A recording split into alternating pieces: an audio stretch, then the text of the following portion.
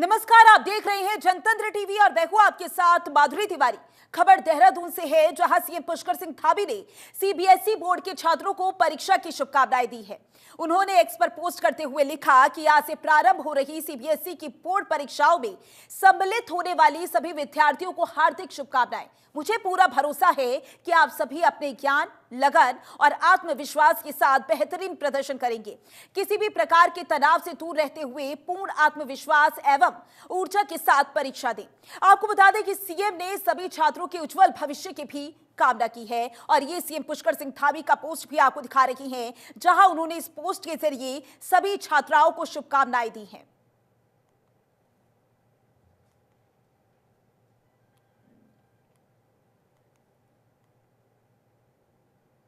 तो वहीं सीएम पुष्कर सिंह धामी ने पर्यावरण संरक्षण के क्षेत्र में अभूतपूर्व योगदान देने वाले स्वर्गीय सुंदरलाल बहुगुणा की पत्नी समाज सेवी बिमला बहुगुणा जी को श्रद्धांजलि दी। सीएम धामी ने उनके आवास पहुंचकर उन्हें श्रद्धांजलि अर्पित की। इस दौरान सीएम धामी ने शोकाकुल परिवार के साथ संवेदनाएं व्यक्त की हैं। आपको बता दें कि स्वर्गीय बिमला जी का संपूर्ण जीवन समाज सेवा और पर्यावरण संरक्षण के प्रति समर्पित रहा। उनके विचार और कार्य लोगों के लिए प्रेरणा स्रोत रही हैं।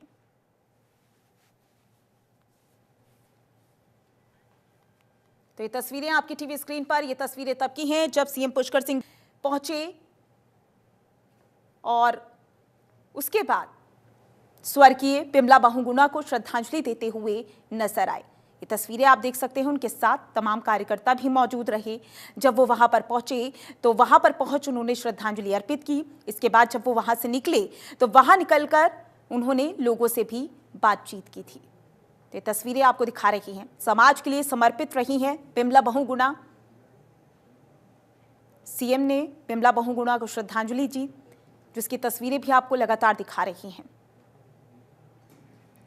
पर्यावरण के लिए भी बहुत काम किया है बिमला बहुगुणा ने। इसके अलावा अगर बात कर ली जाए तो स्वर्गीय सुंदरलाल बहुगुणा की पत्नी है बिमला बहुगुणा, जिन्हें श्रद्धांजलि देने के लिए खुद सीएम पुष्कर सिंह धामी पहुंचे।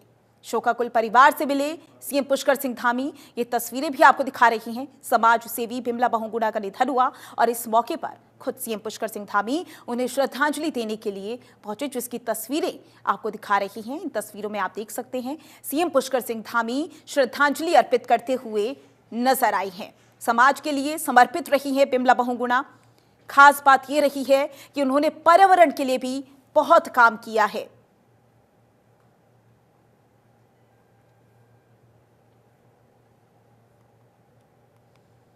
तो वहीं पुलवामा आतंकी हमले की 6वीं बरसी पर सैनिक कल्याण मंत्री गणेश जोशी ने वीर शहीदों को नमन किया। सैनिक कल्याण निदेशालय में आयोजित श्रद्धांजलि कार्यक्रम में उन्होंने पुष्प चक्र अर्पित कर शहीद जवानों को श्रद्धांजलि दी और इस दौरान कई पूर्व सैनिक, पूर्व सैन्य अधिकारी और गणमान्य लोग मौजूद रहे।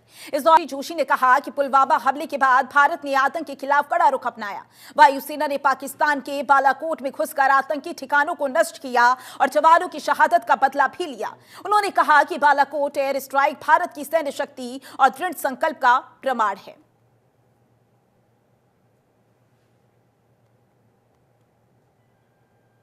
तो ये तस्वीरें आपको दिखा रही हैं, जहां पुलवामा हमले के शहीदों को श्रद्धांजलि देते हुए गणेश जोशी नजर आए।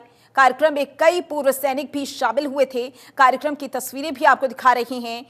इसी के साथ मंत्री गणेश जोशी ने भी शहीदों को नमन किया। कई सैनिक भी इस दौरान मौजूद रहे। पुलवामा हमले में जिस तरीके से जवान शहीद हुए थे, उसके बाद से ही उनकी शहादत को याद किया जाता है इस दिन। और ये तस्वीरें आपको दिखा रही हैं, ये तस्वीरें तब की हैं जब गणेश जोशी भी, जो कि कैबिनेट मंत्री हैं, वो श्रद्धांजलि देते हुए, उन्हें नमन करते हुए नजर आई हैं।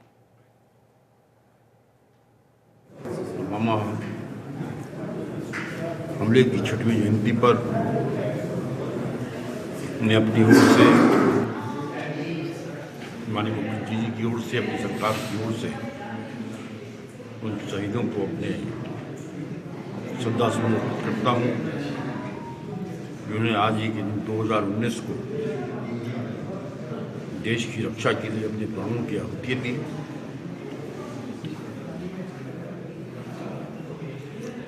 आज के दिन 2019 को हमारे 40 सीआरपीएफ के जवान छुट्टी काट कर वापस जा रहे थे और पाकिस्तान के एक आतंकवादी संगठन जैसे मोहम्मद ने उन निहत्थे जवानों पर कायराना हमला किया, जिसमें उनकी प्राण की आहुति हुई। हालांकि उसका बदला ठीक 12 दिन के बाद भारत की सेना ने सर्जिकल स्ट्राइक कर उनके कैंपों को तहस-नहस करके लिया। लेकिन हम हमेशा इस दिन को देहरादून में जिला मुख्यालय के ऋषि पर्णा सभागार में प्रभारी मंत्री सुबोध उनियाल की अध्यक्षता में जिला योजना के 20 सूत्रीय कार्यक्रम की समीक्षा बैठक हुई। बैठक में विधायकों और पदाधिकारियों ने शिरकत की। समीक्षा बैठक के उपरांत कैबिनेट मंत्री सुबोध उनियाल ने कहा कि विभिन्न विभागों को लगभग 100 करोड़ का बजट आवंटित किया गया था। साथ ही जनप्रतिनिधियों को दी गई योजनाओं की प्रगति की भी समीक्षा की गई। इसमें पाया गया कि 95% विभागों ने 100% की प्रगति की है, लेकिन 5% विभागों को जल्द काम पूरा करने की हिदायत भी दी गई है। मंत्री सुबोध उनियाल बैठक करते हुए नजर आए। ये बैठक काफी महत्वपूर्ण रही। 20 सूत्रीय विकास कार्यक्रम को लेकर ये समीक्षा बैठक की गई, जिसमें कार्यक्रमों को लेकर समीक्षा की गई। इस दौरान कई अधिकारी मौजूद रहे और मंत्री सुबोध उनियाल ने अधिकारियों को तमाम दिशा निर्देश भी इस दौरान जारी किए। उनका 99 करोड़ 98 लाख का 100 करोड़ का बजट था, जो विभिन्न विभागों में आवंटित किया गया था और जनप्रतिनिधियों के अनुसार जो योजनाएं आवंटित की गई थी उनकी प्रगति की समीक्षा की है कि आखिर प्रोग्रेस क्या है। कुछ विभागों में करीबन 95% विभागों के द्वारा प्रगति तकरीबन 100% है, लेकिन कुछ विभागों में खासकर उरेडा और जल जीवन मिशन को के कार्यक्रम में और मुख्यमंत्री स्वराज गोविंद में प्रगति धीमी थी, तो उनको निर्देश दिया गया कि इसको तत्काल 31 मार्च से पहले पूरी तरह 100% इसका अचीवमेंट कर लिया जाए, ताकि आने वाले जो जिला योजना की बजट में उनके विभाग को तवज्जो दिया सके। अन्यथा ऐसे विभाग जो काम पूरा नहीं कर पा रहे उनको आने वाले निश्चित रूप से जिला योजना में उनको धन आवंटन में मैं समझता हूँ कहीं ना कहीं भुगतना पड़ेगा। दूसरा 20 सूत्री कार्यक्रम में कुछ जो कमियाँ थी, जिला योजना में बहुत अच्छी प्रोग्रेस है। 20 सूत्री कार्यक्रम की जो मैं आपको बताया कि कुछ जल जीवन मिशन और उरेडा ऐसे कुछ विभाग हैं जिनके कार्यक्रमों में भी पूरी तरह से अचीवमेंट नहीं किया इन्होंने। तो वहीं उत्तराखंड में मौसम ने एक बार फिर से करवट ले ली है। देहरादून समेत कई जिलों में मौसम बदला हुआ है। पहाड़ से लेकर मैदान तक कहीं भी धूप नहीं निकली, इससे ठंड में इजाफा हो गया। तो वहीं मौसम विभाग ने फिर से बारिश और बर्फबारी का अलर्ट जारी कर दिया है। मौसम विभाग के अनुसार उत्तराखंड के 6 जिलों में हल्की बारिश की संभावना है, जबकि रविवार को भी कुछ जिलों में बारिश होने का अनुमान जताया गया है। मौसम विभाग के अनुसार 3000 मीटर से अधिक ऊंचाई वाले इलाकों में बर्फबारी की संभावना है। 19 और 20 फरवरी को राज्य के अधिकांश हिस्सों में बारिश हो सकती है। बता दें कि अगले 3 दिनों के लिए मौसम विभाग ने पूर्वानुमान भी जारी कर दिया है।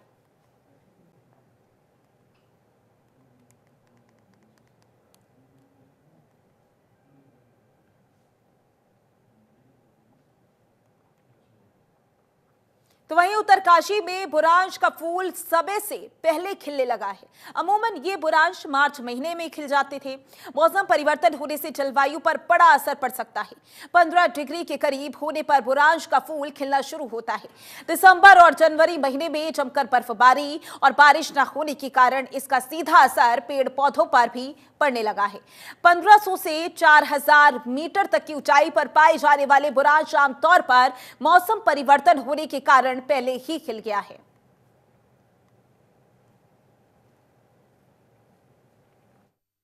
दुनिया भर में मौसम में 2 महीने आगे और पीछे का अंतर आ गया है, जिसके कारण से हिमालय में जो बहुत महत्वपूर्ण फूल, बहुत ही सजावटी, सुंदर और देखने में बहुत ही मनोरम, हिमालय की तरफ खींचने वाला, बहुत आकर्षणीय बुरांश का फूल 2 महीने पहले फूलने लग गया है। आमतौर पर बुरांश का फूल जो है जब शिवरात्रि आती है तो उसके बाद ही फूलता है। उसी दौरान जो है वो छोटे छोटे फूल के रूप में जन्म लेता है और अब स्थिति ऐसी हो गई है कि वो तो दिसंबर से ही फूलना शुरू हो गया है। तो वहीं उत्तराखंड में 15 फरवरी से फायर सीजन शुरू हो रहा है। वहीं वन विभाग ने जंगल में लगने वाली आग से निपटने के लिए सभी तैयारियां पूरी कर ली। वन विभाग के मुताबिक फायर वॉचर का चिन्हीकरण कर लिया गया है। इसके साथ ही 1200 कर्मचारी की नई भर्ती कर ली गई है, जिन्हें प्रशिक्षण दिया जा रहा है। वहीं इसके साथ ही आपदा प्रबंधन विभाग के आपदा मित्रों की भी मदद ली जाएगी। सीजन में जैसे अब 15 तारीख से हमारा सत्र शुरू होगा, तो लोग अभी डिविजन्स में जो है फायर वॉचर्स का चिन्हीकरण कर लिया गया है और अभी हम लोग 15 तारीख से फायर वॉचर्स को योजित करेंगे। स्थानीय जो ग्रामीण हैं वहीं से ही, ग्रामों से ही फायर वॉचर्स देते हैं। इसके साथ साथ जो है हमारे अपने जो है कुछ पिछले साल में, हम एक साल की बात करें तो करीब 1200 से अधिक नए अपॉइंटमेंट्स हुए हैं, जिसमें कि फॉरेस्ट गार्ड और फॉरेस्टर जो हैं वो हमारी सेवा में आए हैं, तो उनको भी प्रशिक्षण देने का काम कर रहा है। तो ये 1200 का ह्यूमन रिसोर्स भी ऐड हुआ है और कुछ जो आपदा प्रबंधन विभाग ने जो आपदा मित्र विकसित किए हैं उनको भी हम लोग इस बार योजित करेंगे। और उसी के साथ साथ जैसे हमारा शीतला खेत मॉडल चल रहा है, जहाँ पे जो वनाग्नि प्रबंधन समिति है वही एक प्राइमरी रिस्पॉन्डर बना हुआ है। जहां खबर हरिद्वार से है, पिरान कलियर क्षेत्र में एचआरडीए ने बड़ी कार्रवाई करते हुए 5 अवैध कॉलोनियों पर बुलडोजर चलाया। संयुक्त सचिव आशीष मिश्रा के निर्देशन में धनौरी रोड स्थित इन कॉलोनियों का निर्माण नियमों के खिलाफ जाकर किया गया था, जिनमें करीब 63 बीघा जमीन पर अवैध निर्माण किए गए थे। प्रशासन की इस कार्रवाई से भू माफियाओं में हड़कंप बच गया। तो वहीं वेदपुर चौक और धनौरी मार्ग पर बनी इन कॉलोनियों के विकासकर्ताओं को चेतावनी भी दी गई। लोगों को बिना परमिशन के निर्माण नहीं करने की चेतावनी दी गई है। आपको बता दें कि एचआरडीए ने संकेत दिए कि कई अन्य अवैध कॉलोनियां भी जांच के दायरे में हैं।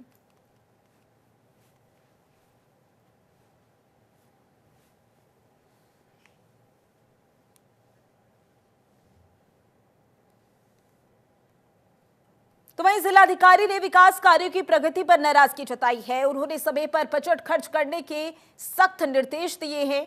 वहीं जिलाधिकारी ने 20 सूत्रीय कार्यक्रम के तहत विकास भवन में अधिकारियों के साथ समीक्षा बैठक की। बैठक में प्रधानमंत्री आवास योजना, जल जीवन मिशन, मुख्यमंत्री स्वरोजगार योजना समेत अन्य योजनाओं की धीमी प्रगति पर नाराजगी जताई है। साथ ही संबंधित विभागों को कारण बताओ नोटिस जारी करने के निर्देश दिए। बता दें कि बजट का उचित और समय पर इस्तेमाल नहीं करने वाले विभागों पर सख्त कार्रवाई होगी।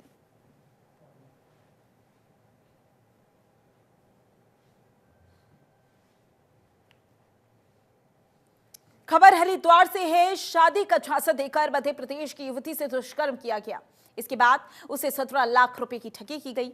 मामले में पीड़िता ने शहर कोतवाली में ट्रेवल्स कारोबारी जीत वोहरा और उसकी महिला मित्र के खिलाफ शिकायत दर्ज कराई है। युवती ने बताया कि हरिद्वार बस स्टैंड के पास Shri Bheem tour and travels के स्वामी जीत वोहरा से 2 साल से उसकी जान पहचान थी, जिसके चलते उसने 17 लाख रुपए दिए। आरोप है कि कारोबारी ने शादी का वादा करके रकम हड़प ली और पिछले साल नवंबर में पैसे लौटाने के बहाने युवती को हरिद्वार बुलाकर दुष्कर्म किया। वहीं पुलिस ने मामला दर्ज करके जांच पड़ताल शुरू कर दी है।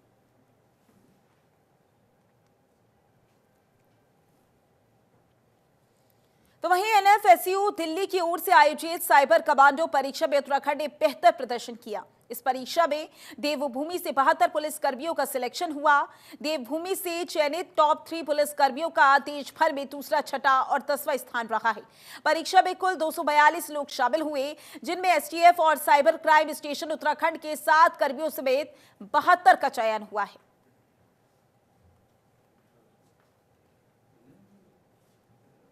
इसमें जो जैसे मैंने बोला कि टोटल जैसे 72 का चयन हुआ है, ये हमारी कंट्री में 3rd पोजीशन है नंबर्स के हिसाब से।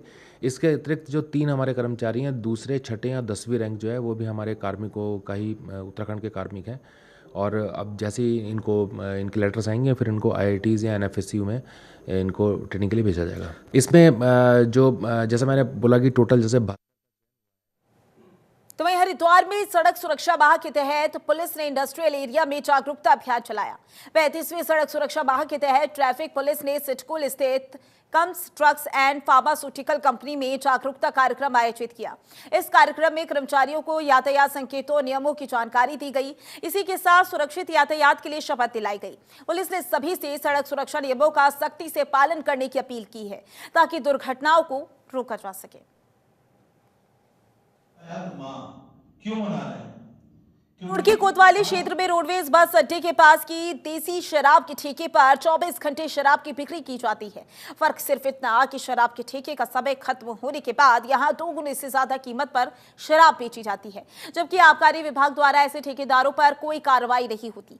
वहीं ज्वाइंट मजिस्ट्रेट आशीष मिश्रा ने मामले को लेकर कार्रवाई करने का आश्वासन दिया है। प्रसंगत ठेके के बारे में जो है मेरे संज्ञान में जो है शिकायतें जो है आई थी। पहले भी जो ओवर रेटिंग की भी शिकायत आई थी, जिसमें जो है मेरे द्वारा व्यक्तिगत रूप से जो है वहाँ पे जांच की गई थी और एक रिपोर्ट जो है प्रेषित की गई थी जिलाधिकारी महोदय को, और लोकल जो एक्साइज इंस्पेक्टर है उनको जो निर्देशित किया गया था। तो उनके ऊपर जो है फाइन की जो कार्रवाई है वो गतिमान है।